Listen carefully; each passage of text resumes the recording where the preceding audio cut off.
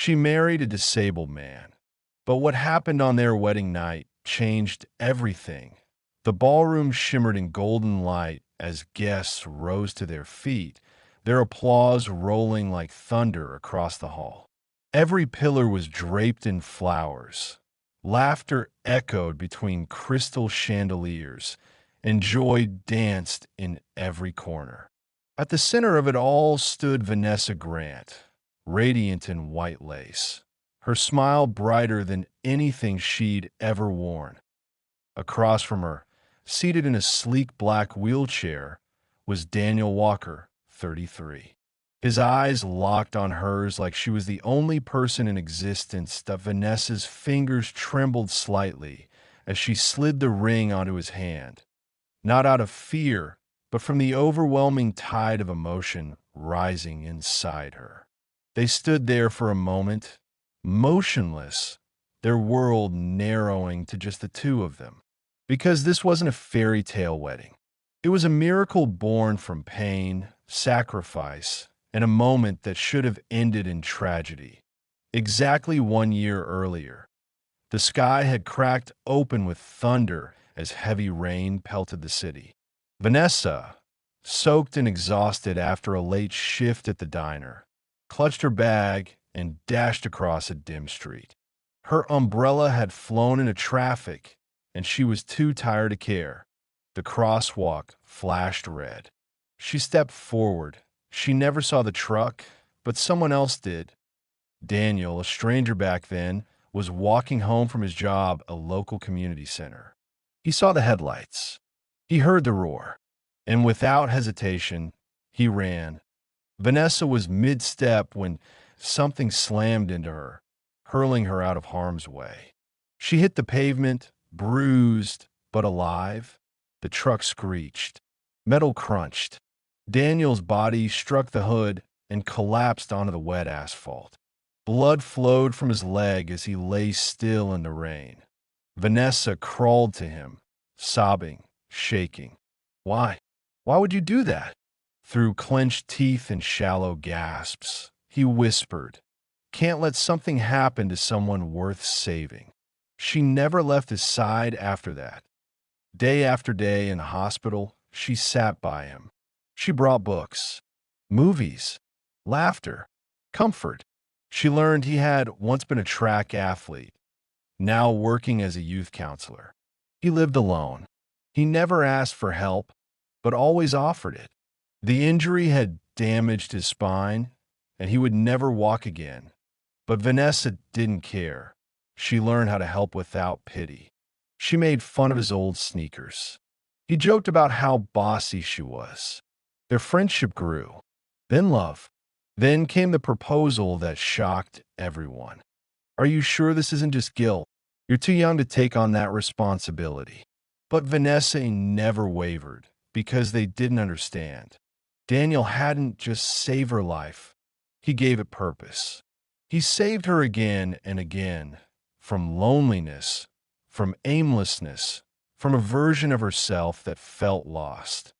Now, on their wedding day, standing across from the man who once couldn't even sit up without assistance, she felt nothing but pride. As they kissed for the first time as husband and wife, the room erupted with applause again. But behind every smile, only Vanessa and Daniel truly knew the depth of the journey. Still, there was one thing she didn't know, that a secret Daniel had kept, not out of fear, but love. And tonight, in the silence of their wedding suite, he planned to tell her. The music had faded, the laughter gone. Now, in the soft glow of the honeymoon suite, it was just the two of them. Vanessa stood at the mirror, gently removing the last of her makeup. Her dress hung over the chair like a memory. Daniel watched her quietly, still in his tuxedo, eyes full, not of desire, but of something deeper. Gratitude. Awe. "You okay?" she asked softly. He nodded, his voice barely steady. "More than okay." She walked over, knelt beside him, and held his hand. "I meant it when I said I love you exactly as you are. I know." he whispered. She reached to help him out of his jacket, but he stopped her. Wait, there's something I need to show you. Vanessa paused.